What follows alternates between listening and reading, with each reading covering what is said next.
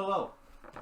There have been a couple of mishaps with my video that you're watching right now, and those include and are not limited to it got copyright claimed because I had a bunch of clips from the actual show.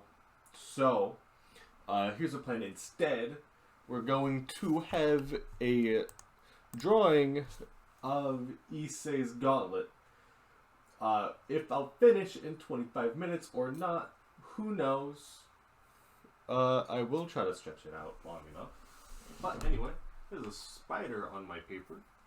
And let's get started. Hello there, and welcome to this rant, review, talk about the cinematic masterpiece that is HSDXD. Before I get started entirely, if you are a child, you should definitely not be watching this video until you are older. Go watch one of my other videos instead. You can go watch the Sonic review that's going to be coming out in a couple days after this is posted, if you watch this as it's uploaded, which is unlikely, but just in case, you know, I should say that.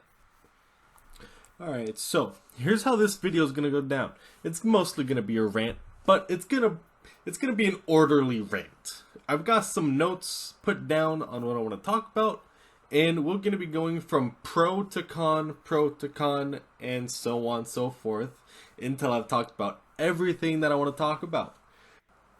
The first thing being the story of the show. Now, people that just do not understand the story, just most of my friends, I'm assuming most, do not like HSDXD. They think it's just bad. Now, I am not sure how they got so misguided. I think the only reason they think that is due to the fact, which, I mean, it's kind of justified when you look at it that way, because not many ecchi animes have a very good story, but HSDXD is one of the few that do. It is so good, and what's even better for me, at least, is Issei, main character. He has his goal at the beginning. He wants to make a harm at the school. He's like, the first conversation, one of the first conversations we heard Issei having was just chatting with his friends and like, why don't we have our own harem? Because like the school was mostly girls, and that just shows what kind of character Issei is. He's just a pervert that wants a harem.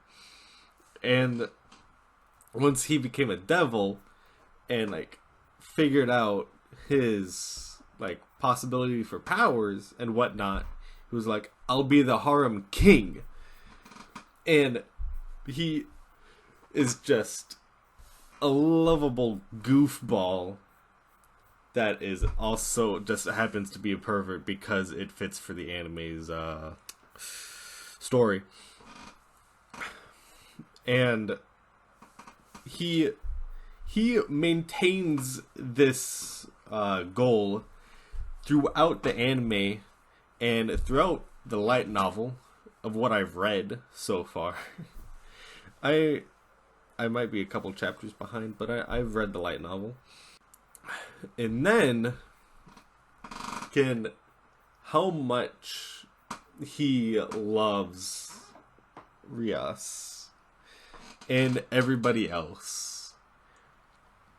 He cares so much for his allies and friends, comrades.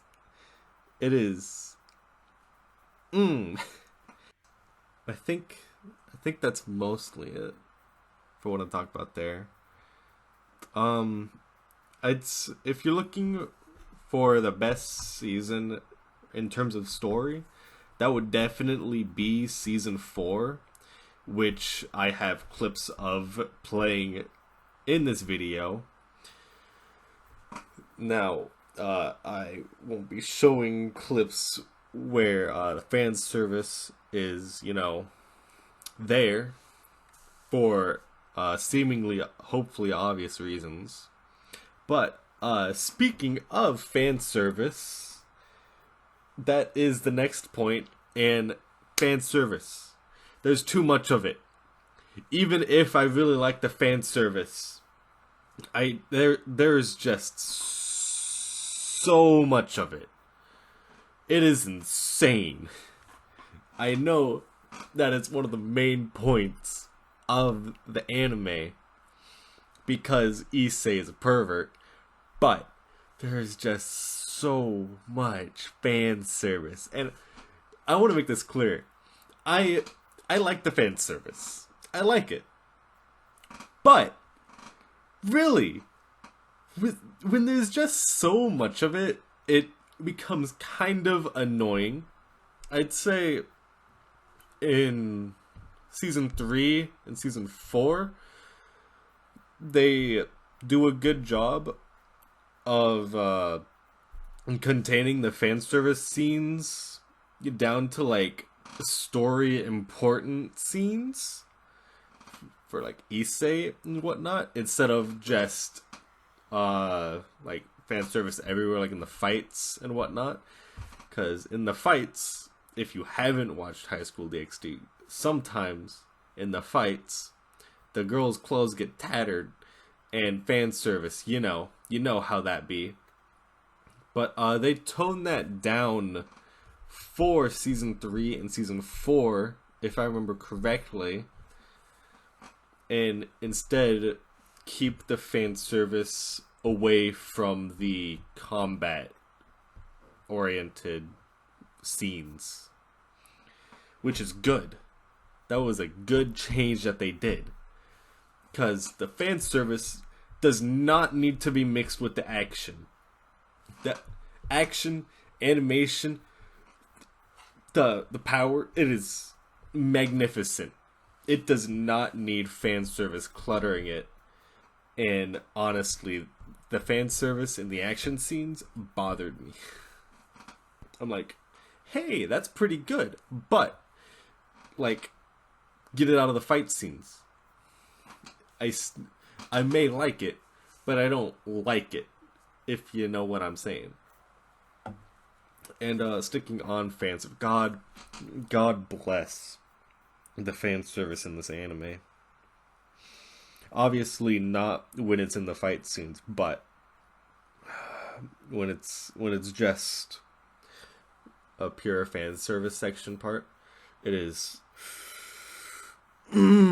so good.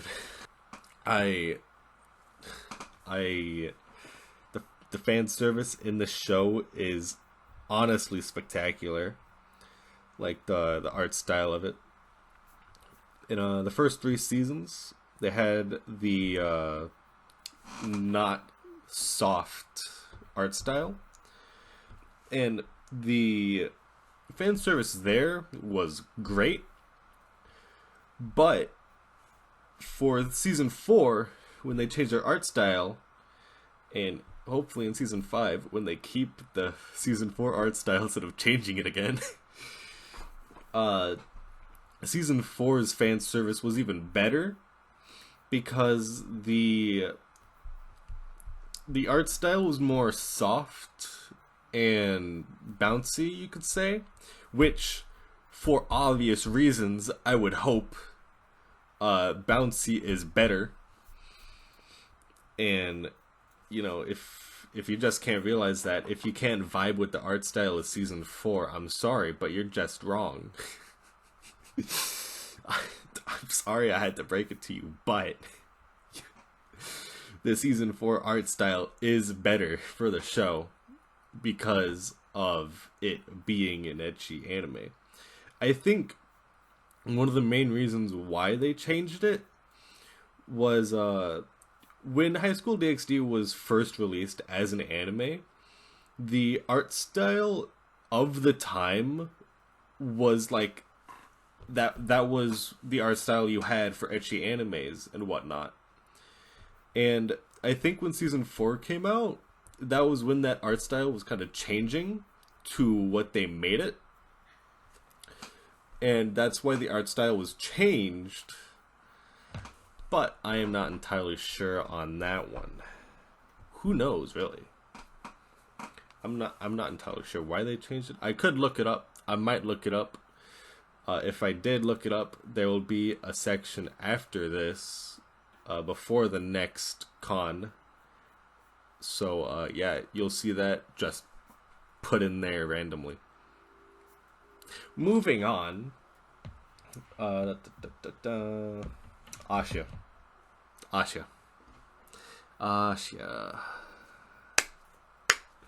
She's so annoying. Oh my god, she is so annoying. I never liked Asha, and I still don't like Asha. Asha is the former priest, or nun, turned devil, because she got excommunicated for having the power to heal humans, fallen angels, and devils. Kinda dumb, but, you know, church, the fictional church. I am not dissing religion in real life. I want this to be clear. I am dissing the religion in HSDXD. The fake religion. But anyway, Asha.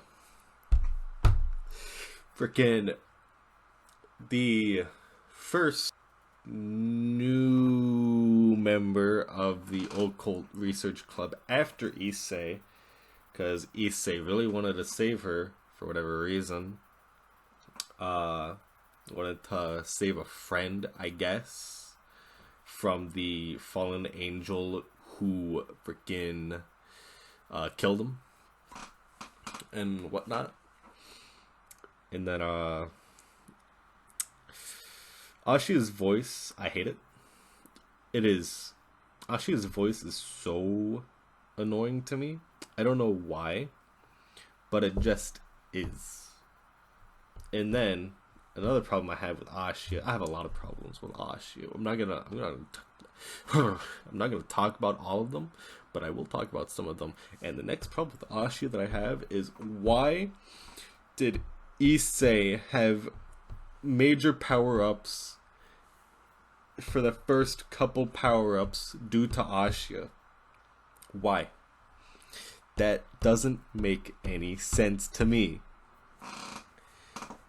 If anything, Issei should have been having his major power-ups early on from Rias, but he did get them later on from Rias, specifically in Season 3 and Season 4, when he unlocked his balance breaker and Switch Princess became a thing. But first power-up Issei got due to Asha was when Asha was becoming a member of Rias's household, when he fully unlocked his sacred gear. Because before, it was just the twice critical, which enhanced your power 2 times. But then, when he was fighting Reynade at the church after Asha was already dead, or well, dying, I should say, he fully unlocked his sacred gear, whose name, for the life of me, I cannot remember. Am I mixing them up? I might be mixing them up. But either way, he fully unlocked his sacred gear because of Asha and fighting Reynade. Reynade? Yeah, there we go. That's right. And then, the second time he powers up is due to Rias, but I swear to all of you that power-up does not count. That he unlocked his balance breaker for 10 seconds, only 10. He had to sacrifice his arm to unlock his balance breaker for 10 seconds.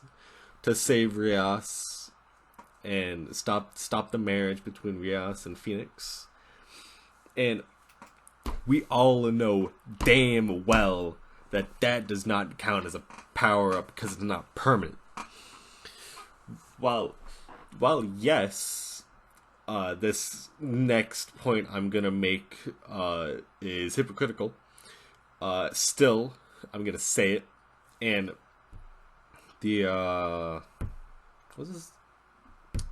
this was the third season, I wanna say.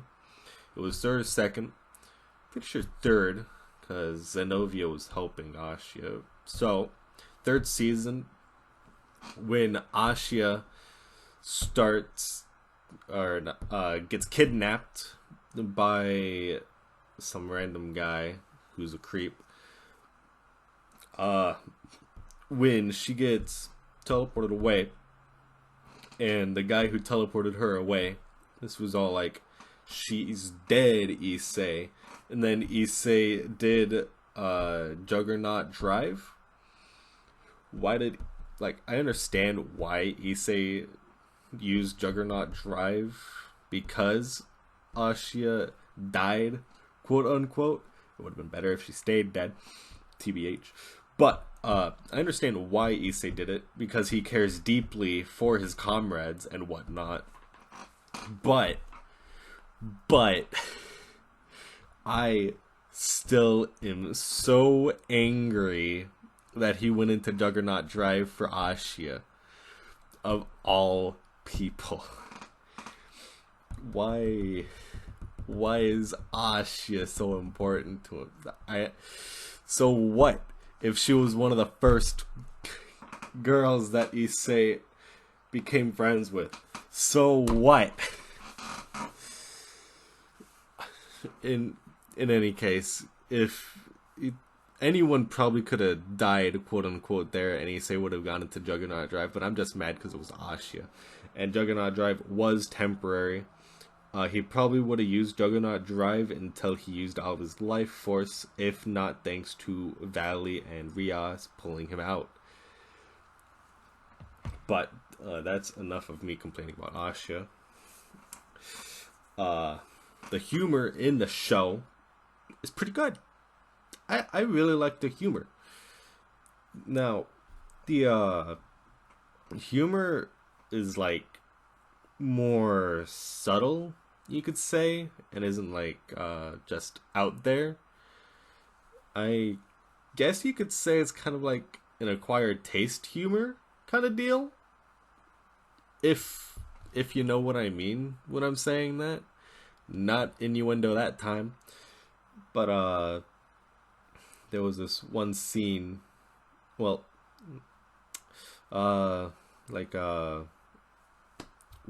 Issei and Gasper had just met, and then Issei was just chatting with Gasper, and then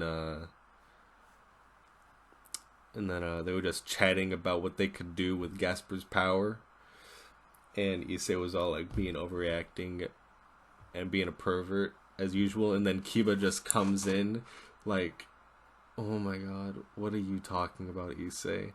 I thought that was funny because I feel Kiba when he showed that face and when he said something like that, because I feel that way with my friends all the time. It's like, what the hell are you talking about? Don't rope someone else into this fantasy of yours either. There's stuff like that that's funny to me. And then this is a con, but at the same time it's a pro. It's mostly a con. In High School DxD, God is canonically dead. Now, how he died is not elaborated on. It was just like in the Third Great War, God died, which is why they stopped the war and made like a peace treaty. and which is why they were moving to formally declare peace, which they do. It just takes, a couple seasons, but so Michael Sama is taking care of God's position with all the blessings and whatnot. But this God being dead is like really big in terms of like the High School DxD lore, because some characters that are in the show really liked God, and then when they found out God was dead, they were quite literally broken for, I think, the rest of the episode, kind of.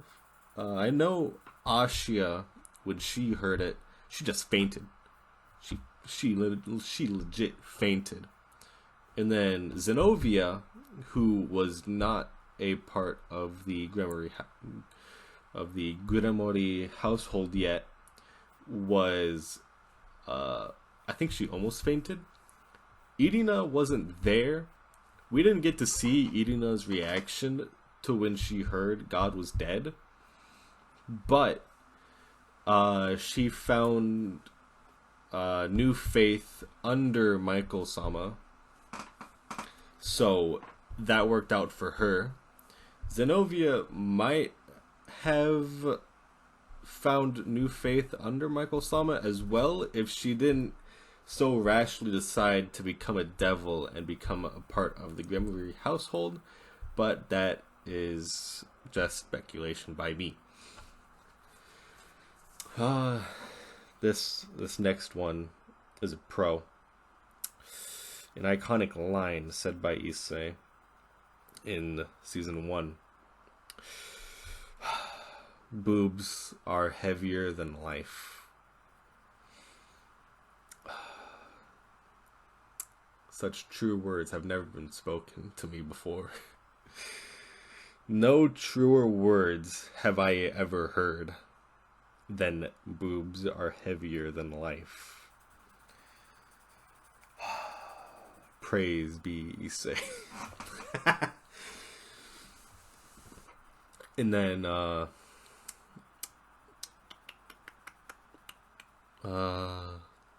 don't got much else to talk about involving High School DxD.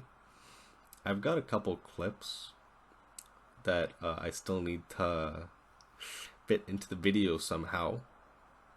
I'm not even quite sure if I'm going to be able to put these clips and upload it to YouTube without it getting taken down, but I'm not going to monetize it anyway, so it's probably fine. It probably won't be fine, but we'll find a way. I'll fucking blur it out. Blur everything out. Make the text visible. It'll be fine. It'll be fine. But yeah. That's gonna be the end of my rant, you could say. If you watched all the way through, if you haven't watched High School DxD before, and you've been debating it for a while, or have just, if you've just wanted to watch High School DxD but you were put off by Fanservice or whatever, just watch it. Please just watch it. Try to ignore the Fanservice as much as you can. It does get better, but honestly, it is not that bad. Like, you can ignore fan service. If you can't ignore fan service, then why are you watching anime? There's so much fan service in anime. You have to be able to ignore fan service to a certain extent if you don't like fan service. And I'm sure most everyone would benefit from watching High School DxD. The feelings that are a part of it are, they're palpable. Even though it's just coming from a show, the feelings that have been put into this show, they're palpable. You can feel it, you know. But yeah. And if you've already watched High School DxD, comment below what was your favorite part of High School DxD. I want to hear from others what their favorite part of High School DxD was. Personally, my favorite part was the ending of the 4th season when Issei unlocked his Crimson Cardinal thingy, the opposite of the Juggernaut Drive, which you would have been able to see if YouTube didn't copyright claim it. So that is going to be the end of the video. Thanks for watching. Comment, like, subscribe, please, thank you, and I'll see you all next time for the Sonic review.